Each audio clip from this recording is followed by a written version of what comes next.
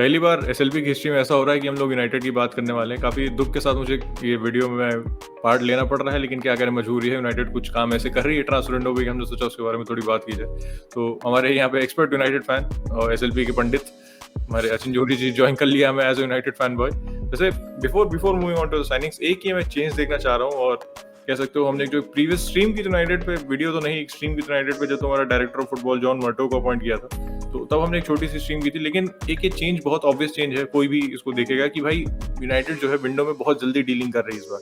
अगर आप last season देखो, Cavani came on deadline day, Alex Telles came on deadline day, Bruno Fernandes का देख लो अगर, तो तुम भाई वो समर से लिंक हो रहा था और फिर जनवरी में जाके तुमने आखिरी दिन साइन किया था। इगालो तो मतलब विंडो खत्म होने के 2 घंटे पहले आया था। और मगवायर भी मुझे याद है चेल्सी वाले मैच के 2 या 3 दिन पहले साइन किया था। वैन बिसाका में भी काफी डीले था।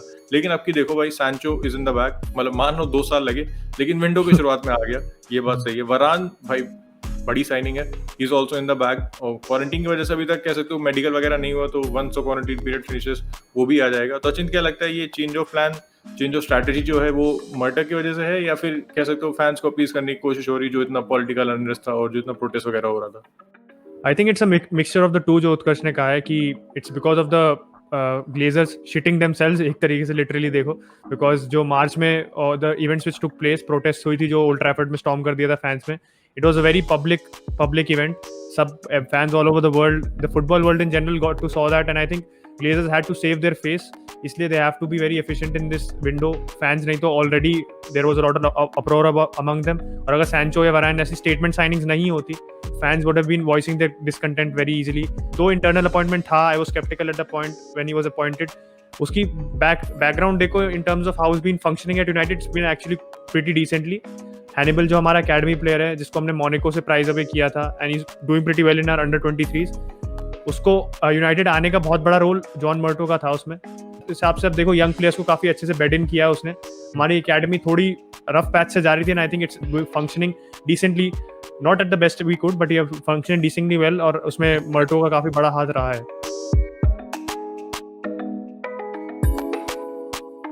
साइनिंग्स पर आए अगर, तो मैं Utkarsh, I want to ask your opinion on Varane first, because I was already very excited. Utkarsh ने तो मेरी इंस्टाग्राम पे स्टोरीज देखी थी, 2 स्टोरी डाल दी थी मैंने जैसी आई थी. तुरंत हमने एसएल पंडिट्स अकाउंट पे भी अपडेट कर दिया था वरान का, जैसे हियर वी गो आया था फैब्रिजियो रोमानो से. You having seen him in so many El Clasicos and in the La Liga in general, what are your opinions about him? Because I know you're not very sold on him. वरान के आने से United में obviously मेरे ख्याल से वरान एक ऐसा डिफेंडर है जो रेमोस के साथ बहुत अच्छा फंक्शन करता है, नो डाउट. 4 चैंपियंस लीग जीते हैं भाई, तो कोई उसके सीवी में डाउट नहीं, कोई उसकी एबिलिटी में डाउट नहीं है. लेकिन without a Ramos next to him, मेरे ख्याल से वरान स्ट्रगल करता है. रेमोस वरान दोनों चाह चुके हैं, मड्रिड पे बात नहीं करूंगा. यूनाइटेड की अगर बात करें तो एक ही बहुत बड़ा फायदा है कि भाई मगवायर को बहुत अच्छा कॉम्प्लीमेंट करता है. चाहे मैं तो दोनों टीम को सपोर्ट नहीं करता, ना मैं यूनाइटेड पसंद करता हूँ ना मैं मड्रिड पसंद करता हूँ, लेकिन ये बात माननी पड़ेगी भाई मगवायर को अच्छा सपोर्ट करता है. क्योंकि एक चीज जो बहुत लैकिंग थी यूनाइटेड के सेंट्रल डिफेंडर्स में, वो थी भाई पेस, वो वरान प्रोवाइड करता है. ऑन द बॉल मेरे ख्याल से Maguire is better than him. मैं नहीं कह रहा Varane is bad on the ball, लेकिन Maguire is better than him अगर कंपैरिजन करूं मैं दोनों का. एयरली भी वरान अच्छा है भाई, इज डोमिनेंट, ऐसा नहीं है वीक नहीं है एयरली, तो is a very good addition. Of 41 million में कह सकते हो 1 साल का कॉन्ट्रैक्ट बचा था, तो थोड़ा सा ज्यादा है. ये बात तो आप नहीं कह सकते वरान सस्ते में आया, क्योंकि 1 ही साल का कॉन्ट्रैक्ट भाई लोगों को 41 मिलियन देना थोड़ा सा ज्यादा है. लेकिन अब world cup winner, 4 champions league winner, इतना तगड़ा सीवी है, रियल मैड्रिड से खरीद रहे हो, तो थोड़ा सा ओवर द टॉप टैक्स देना पड़ेगा. उत्कर्ष ने काफी वैलिड पॉइंट रखा है, and this is something which I also wanted to say, कि मैगवायर को बहुत अच्छा कॉम्प्लीमेंट करता है, बिकॉज मैगवायर में जो पेस की कमी है दैट इज प्रोवाइडेड बाय वरान. और उसके अलावा we are able to play a high line as well. Varane के आने से हमने बहुत नोटिस किया था कि हमारा जो मिडफील्ड पिवट था Fred and McTominay plus centre backs, वो काफी शील्ड करते थे सेंटर बैक्स को, काफी डीप खेलते थे हम. तो एज अ रिजल्ट हम बहुत ज्यादा ट्रांजिशन में we used to take a lot of time, मैंने नोटिस किया था. And I think against low blocks बहुत ज्यादा that we came a lot of unstuck. Crystal Palace, West Brom, मुझे याद है पिछले season back to back we drew 0-0 against both the teams, and दोनों लो ब्लॉक साइड्स थी, and we were not able to break them down, क्योंकि हमारा we are not able to shift the ball from the defence to the midfield to the attack quick enough. And I think Varane के आने से वो बहुत अच्छे से address होता है. 2 मिडफील्ड में अभी होल है, बट आई थिंक वरान डेफिनेटली एड्रेसेस दैट. जितनी बार पिछले सीजन बाई जब भी मैगवायर के साथ on very few occasion feature किया था, थोड़े रेमिनेंट्स दिख गए थे कि एक फास्ट सेंटर बैक के क्या हमारे को प्रोवाइड करते हैं. अब बाई में आप स्टेबिलिटी ऐड कर दो, पेडिग्री ऐड कर दो, तो I think you get Varane, and he is a very solid defender. तो I am really excited for that. Next major signing पे आओ, जो आप कह सकते हो 1 साल डिले हो गई, इज जेडन सैंचो.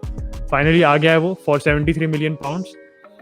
यार मतलब सैंचो के साथ एक तो बहुत ऑब्वियस चीज है, अगर तुम ग्रीनवुड की नहीं, मार्शल को देख लो, रैशवर्ड देख लो, ग्रीनवुड देख लो, सारे इनसाइड फॉरवर्ड है, कोई प्रॉपर विंगर नहीं तुम्हारे पास। Daniel James, Amad Diallo are first team player नहीं है, तो नॉट द फर्स्ट, तो उनको मैं इंक्लूड नहीं करूंगा। तो सैंचो के आने से obviously there is an upgrade on quality, उसमें कोई डाउट नहीं है सैंचो की क्वालिटी में।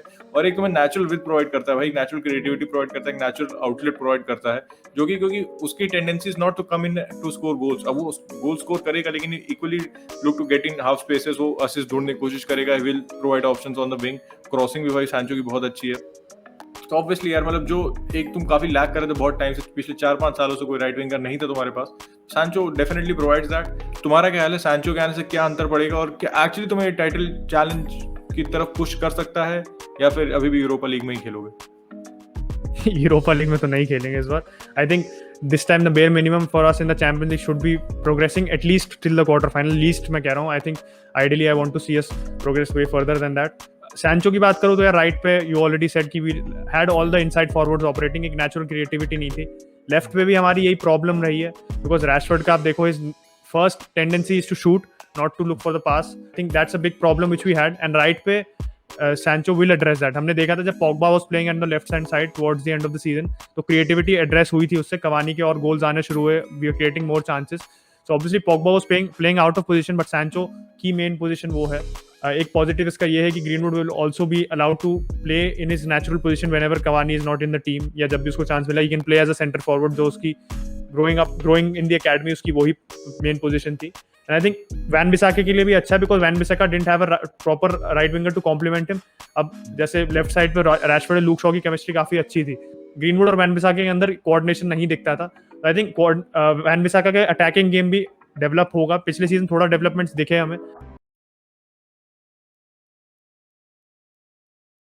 चैलेंज की अगर बात करूं तो these two signings are filling very big holes in our team. Mount करने के लिए मेरे ख्याल से पहली बात तो आपको मेसन माउंट साइन करना पड़ेगा, बहुत ही वाहियात जो भाई लोग, सॉरी। वैसे एक काफी गेपिंग होल है अभी यूनाइटेड स्क्वाड में जो अभी एड्रेस नहीं किया गया है। में रिपोर्ट्स आ रही है United are looking for a defensive midfielder, लेकिन अगर ऑप्शंस देखो तो एक तो सबसे हॉट शॉट जो प्लेयर है दैट इज कामाविंगा से लिंक हो रहे हो, लेकिन मेरे हिसाब से ऑब्वियसली उसकी क्वालिटी में कोई डाउट नहीं, उसके टैलेंट में कोई डाउट नहीं है। मुझे नहीं लगता यूनाइटेड के लिए एक अच्छा फिट है at this moment of time, क्योंकि यूनाइटेड को चाहिए एक भाई defensive midfielder who is gonna sit there and dictate play, क्योंकि कामाविंगा कह सकते हो is somewhat similar to Pogba, he can do all the roles, he can play defensive mid, he can play center mid, he can play attacking mid, सारी quality है भाई उसके पास। He's a very good long passes बहुत अच्छे हैं, very good ball carrier, box to box tackle कर सकता है भाई, सब कर सकता है। लेकिन आपको एक प्रॉपर सिटिंग मिडफील्डर चाहिए, you need someone like a Sergio Busquets, मतलब उस क्वालिटी का ढूंढना तो नामुमकिन है, लेकिन you need someone like that। कामाविंगा can do that role, लेकिन उसकी वो स्पेशलिटी नहीं है, उसकी स्पेशलिटी है he can do multiple roles। कामाविंगा के अगर स्टार्ट्स देखो तो लास्ट सीजन 35 मैच खेला था, 28 स्टार्ट थे भाई, 3.2 टैकल्स प्लस इंटरसेप्शन पर मैच, तो डिफेंसिव कंट्रीब्यूशन है, he can improve on it, इसमें कोई डाउट नहीं। 18 का बंदा अभी, लेकिन भाई अगर तुम रेंज की टीम देखो तो दे प्ले इन 4-4-2, और कामाविंगा के साथ वो हमेशा एंजोंजी के साथ खेलता है, और अगर तुम कामाविंगा यूनाइटेड में लाओगे तो he might be playing with Paul Pogba, तो पॉल पोग्बा और कामाविंगा is not a very solid defensive partnership in all honest. ऐसा एक प्लेयर चाहिए यूनाइटेड को, और एक प्लेयर जो मेरे दिमाग में आता है वो भी फ्रेंच लीग में ही खेला बंदा is from the Olympique Lyon, and he is Bruno Guimaraes. अगर ब्रूनो गुमारेश को देखो भाई तो लियोन की टीम में खेल रहा है, और लियोन का आपको पता है कि इकोनॉमिक सिचुएशन भी बहुत अच्छी नहीं है, आपको पता है अवार बेचने की बात आ रही थी, डिपाई जा ही चुका है, और जो बेसिकली फ्रेंच लीग में सारी टीम्स कोलैप्स कर ही रहे हैं अदर देन पीएसजी, तो एक बहुत ही अचीवेबल टारगेट है ब्रूनो गुमारेश। एंड उसके देखोगे भाई तो ही हैज 4.18 टैकल्स पर 90, टैकलिंग मास्टर है, he can sit there, dictate play, interceptions बहुत खास नहीं है, अटैकिंग आउटपुट बहुत खास नहीं है, लेकिन तुमको वो नहीं चाहिए एक defensive midfielder, so you need someone to sit there to break up play and distribute the ball. वो काम बहुत अच्छा करता है, लॉन्ग पासिंग अच्छी है, शॉर्ट पासिंग भी ठीक है, पास कंप्लीशन अराउंड 90-91%, तो गुड ऑन द बॉल, एक और लॉन्ग शॉट भी अच्छी है उसके पास, बॉक्स के बाहर से एक अच्छी लॉन्ग शॉट भी ले सकता है, तो basically all things you need from a defensive midfielder वो उसमें है, और अभी वो 23 साल का है, obviously 5 years senior to Camavinga, 23 साल एक ऐसी उम्र नहीं कि जिस पे आप ये कह दो कि नहीं हम इसको साइन नहीं करेंगे, भाई भी बहुत बुढ़ा हो चुका है ये। Obviously there is room for improvement, और मेरे ख्याल से अगर वो यूनाइटेड की टीम में आता है, अच्छे प्लेयर्स के साथ खेलेगा, अच्छा मैनेजमेंट होगा, बेटर फैसिलिटीज होंगी, तो डेफिनेटली वो इंप्रूव करेगा। वैसे अचिंत अगर ऑब्वियस नाम से छोड़ दे, क्योंकि डेक्लन राइस के लिए वेस्ट हैम 100 मिलियन मांग रही है, एनडीडी पता ही लेस्टर के साथ कितना मुश्किल है प्लेयर बेचना, और मेरे ख्याल से अगर मैडिसन जाता है तो एनडीडी वो नहीं बेचेंगे। तो क्या लगता है अंडर द रडार कोई और प्लेयर जिसको तुम बात करना चाहते हो जो तुम्हारी सीडीएम पोजीशन को फुलफिल कर पाए? हाँ, obvious name so already mentioned, and Ruben Neves की भी बात चल रही थी कि Wolves he is looking to exit Wolves. Arsenal से भी लिंक हो रहा था, यूनाइटेड से भी लिंक हो रहा था, कभी रिपोर्ट आ रही है कि United are moving ahead of Arsenal. But Ruben Neves का भी यही है कि he is a very good distributor of the ball, but I won't say that he is the best sitting midfielder. I think Moutinho does a better job for Wolves in that position. अगर आप notice करो, and डेंडोंकर भी है Wolves में, तो वो भी ज्यादा ये रोल करता है। मोरिनियो कह रहा हूँ नेवेस के पास इतनी डिफेंसिव रिस्पॉन्सिबिलिटी होती नहीं है, though is a very good passer of the ball, and I think you will complement our midfield well. जो नॉन ऑब्वियस नाम है एक जो सस्ते में आ सकता है is Denis Zakaria. Denis Zakaria की बात करूं अगर, तो he plays for Monchengladbach in the Bundesliga. 1 साल बचा उसके कॉन्ट्रैक्ट पे। He'll come for cheap because जैसी वैरान के साथ हमारी सिचुएशन हुई, we got him for less than what he was worth, so same can happen with Zakaria, and I think he can develop into that role very well. मुंचनग्लाडबैक में उसका अगर पिछले season की स्टैट्स देखो तो he has good tackling numbers, he's a very good tackler of the ball.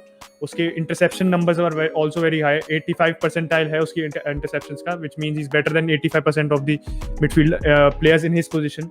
उसकी progressive passes भी अच्छे हैं, so I think he'll be a good player to complement Pogba, and we won't have to play 2 players in the position of 1. जैसे वो मैकफ्रेड हमने जो देखने को मिला था कि फ्रेड एंड मैकटोमिने देखने को मिलते थे, वेरी सिमिलर प्लेयर्स, बट दोनों एक दूसरे की डेफिशिएंसीज कवर करने के लिए were playing together. I think that won't be the case with Zakaria. With Zakaria you have the luxury of playing one player, and उसके साथ आप वैन भी खिला सकते हो, पॉगबा खिला सकते हो। पॉगबा जाता है, ये बहुत बड़ा एक बात है which also deserves mentioning as well. Pogba is being linked to PSG. Does he leave or does he not leave? Does he say yes to United's contract offer or not? वो बहुत बड़ी बात है, but एक ये है कि if the Pogba does leave and if Van de Beek is going to be the player who plays in that number 8 role, so I think he'll complement Dennis Zakaria will complement him really well. And एक और position है जो मेरे हिसाब से United target कर रही है, and we have been linked to a right back, is Kieran Trippier. Atletico Madrid are asking for 30 million plus for Kieran Trippier, but United not willing to offer that. शुरू से ही चल रही है transfer window के, but do you think that we should be going for right back considering कि we have Diogo Dalot जो AC Milan में? यार अब देखो दिक्कत है डालो के साथ, डालो वांट्स टू लीव यूनाइटेड, मतलब डालो भी पर्सनल कमेंट्स देखो तो उसका मन है मिलान वापस जाने का। ही हैड मेरे ख्याल से यार अगर तुम सॉलिड सीन में, he had a very good season my opinion, क्योंकि जिस हिसाब से उसको यूनाइटेड में 2 साल थे वो बिल्कुल भी अनइम्प्रेसिव नहीं थे, उसका करियर कहीं नहीं जा रहा था। मिलान जाके भाई scored a few important goals, played in important matches, second I Milan, Europa league में बंदा सही खेला, तो he had a very good season. इसमें ये नहीं कह सकते कि by his standards he had a very good season, जो उसका एक बेंचमार्क था। अगर बात आती है यूनाइटेड में रखना चाहिए नहीं रखना चाहिए, मेरे ख्याल से तो तुम्हारी प्रायोरिटी सीडीएम होनी चाहिए, क्योंकि राइट बैक पे देखो तो अगर डालो नहीं भी रुकता है, अगर तुम उसको लोन आउट कर भी देते हो, तो ब्रैंडन विलियम्स है जो ऑब्वियसली वेरी इंस्पायरिंग ऑप्शन। नया आया था तब सही खेला था, लेफ्ट बैक पे सही खेला था आउट ऑफ पोजीशन भी, लेकिन ऑब्वियसली उसका पैकिंग ऑर्डर में नीचे चला गया और डिजर्विंगली सो कि बहुत अच्छी परफॉर्मेंस नहीं दे रहा था। तो ये कवर है तुम्हारे पास, ऐसे बहुत ज्यादा मुश्किल नहीं होगा। तो मेरे ख्याल से अभी तो तुम पहले सीडीएम को प्रायोरिटाइज करो, if you are able to get a CDM in, उसके बाद अगर तुम्हारे फंड्स बचते हैं और भाई समय बचता है विंडो में, तो एक राइट बैक के लिए जाओ, वरना अभी तो पहले सीडीएम फिर राइट बैक मेरे लिए होगी। वैसे बात करते हैं इनकमिंग की, तो काफी बात होगी। अगर आउटगोइंग की बात की, जैसे डायलॉग की जाने की बात हो रही थी, तो क्या लगता है लाइक जेसी लिंगार्ड तुम्हारे पास काफी डेडवुड है, मैटिच है भाई, लिंगार्ड तो मतलब एक डेडवुड नहीं बोलूंगा, ही समवन जो तुम्हारे लिए फंड्स लाएगा। उसके अलावा देखो तो भाई टुआंजेबी भी है तुम्हारे पास, जिसको अब वरान आने से और पैकिंग ऑर्डर में नीचे चला गया, फिर बाय लिंडेलॉफ में से तुम किसी को भी। तो मैं तो कहूंगा वैसे अगर अपना ओपिनियन दे दूं ब्रीफ में लिंगार्ड में, तो मैं कहूंगा यही मौका है भाई तुम्हारे पास to get some money in for Lingard, क्योंकि अगर तुम उसको रखते भी हो तो फर्स्ट टीम में नहीं खेला तुम्हारी वो, इसमें कोई डाउट नहीं है। और चैंपियंस लीग में खेलोगे तो वहां भी बहुत ज्यादा स्क्वाड रोटेशन देखने को मिलेगा नहीं, तो कप कॉम्पिटिशंस के लिए भाई लिंगार्ड जैसे प्लेयर को रखना जिसके लिए मार्केट में भी डिमांड है, जिसके लिए तुम्हें अच्छे खासे पैसे मिल सकते हैं, तो that's not a very intelligent thing. ओले भाई ने बोला भी है कि he is in his plans for the time being. देखते हैं सीजन शुरू होने पे अगर उसको गेम टाइम नहीं मिलता तो शायद प्लान से बाहर हो जाए, लिंगार्ड खुद जाना चाहे। तो क्या लगता है लिंगार्ड, मेरे ख्याल से तो लिंगार्ड को भेजना चाहिए, और मेरे ख्याल से सारे यूनाइटेड फैंस एग्री करेंगे इस पे। और टुआंजेबे और मैटिच पे क्या ख्याल है? ओले की मैं बातों पे तो नहीं जाऊंगा, जैसे ओले ने क्योंकि एलेक्सिस सैंचेस का कहा था कि we are waiting for him to come back in the next season, और अगले दिन बेच दिया था एलेक्सिस सैंचेस को, तो उस मामले में डिसेप्शन काफी अच्छा करते हैं ओले भाई। बट लिंगार्ड का तो आई एग्री, मतलब अगर आप सेल्फिश पॉइंट ऑफ व्यू से नहीं देखो, अपने क्लब के पॉइंट ऑफ व्यू से, for his point of view अगर आप देखो, वेस्ट हैम जाके he was nowhere near the England squad, he was not nowhere near consideration for a first team squad, and West Ham में consistently खेला, he had double digits in goals, player of the month भी था वो. I think he was performing so well, he got so close. I think ideally ले जाना चाहिए था उसको ahead of Ben White for England squad, but from being nowhere in contention to being in almost being in the squad within the span of 6 months, so you could really see कि ऐसी team में where he's being utilized well. I think he should be putting his career first. I know मतलब United की academy से आया है, so एक connection to the club होता है. I think he should be looking to leave, and जैसे उत्कर्ष ने कहा, this is the right time for us to get good money for him. I think we can easily get 20 million plus for him at this moment of time. But अगर उसे रखते हैं, नहीं खिलाते हैं, तो that value will half in next year. बाकी आउटगोइंग्स की देखो तो मैटिच की भी I rightly think even Romano has mention कि मैटिच को यूनाइटेड बेच सकती है.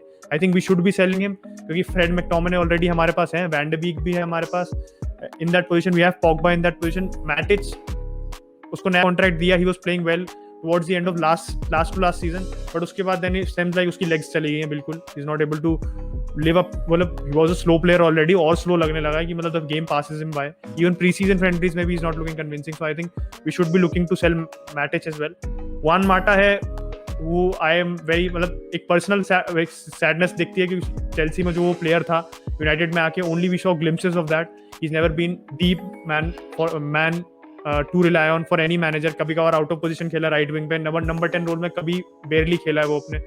So it's very sad from my, like, as a personal fan of Juan Mata, but I think उसकी भी एज हो गई and his value is also diminishing day by day, and instead of offering him contract we should have probably sold him, क्योंकि though I would like a player of that mentality in the squad, एक तरीके से आपके youth को block कर रहा है. आप you have Hannibal, you have Shola Tire, you have these players who are coming in, तो इनकी पाथवे कहीं ना कहीं obstruct हो रही है माटा जैसे एक्सपीरियंस प्लेयर्स को रखने से, जिनको ना आप गेम टाइम ज्यादा दे रहे हो, बस बेंच पे एक ऑप्शन रख रहे हो. I think we should be looking to sell at least 3 to 4 players, जैसे लिंगार्ड हो गया, डैलो हो गया, मैटिच हो गया. माटा का तो देखते हैं क्या होता है. बाई एट 1GB में से I would prefer to sell buy, because उसकी वैल्यू ज्यादा है मेरे हिसाब से. And I think 1GB being an academy graduate, and उसने बहुत सारे मोमेंट्स ऑफ क्वालिटी दिखाए हैं अगेंस्ट पीएसजी, जैसे लास्ट सीजन बहुत बार रीइटरेट किया है मैंने. And I think he has that quality. अगर उसे लोन पे भेज देते हैं तो I think he is a very good backup centre back, because वरान को डिस्प्लेस तो नहीं करेगा. आई would prefer him over by. तो प्रेफरेबली बाई हम बेच दें. और उसके अलावा डैनियल जेम्स है, फिल जोन्स है हमारे जो टेस्टिमोनियल जिन्हें मिलने की कगार पे आ गए, फिल जोन्स को भी बेच सकते हैं. So I think 5 to 6 players हैं कंबाइंड, उसके 5 we could get 50 million plus, and I think that would be enough for us to fund a move for a good central defensive option. So हाँ, I think these are the players who we should be looking to shift out. आप लोग का क्या ख्याल है भाई, क्योंकि signings तो काफी कर ली यूनाइटेड में, बाहर प्लेयर बाहर जाने भी जरूरी, बैलेंस द बुक्स करनी पड़ेगी यूनाइटेड को, क्योंकि अब भैया एफएफपी का जमाना है और अब मैन सिटी और पीएसजी नहीं है. विद दैट बॉयज, अगर वीडियो अच्छा लगा हो तो नीचे मैं कहता हूँ हर बार लाइन पढ़ लेना, please like the video and don't forget to subscribe. तो वो करना ना भूलना, और we'll catch you in the next one. Bye bye. Bye.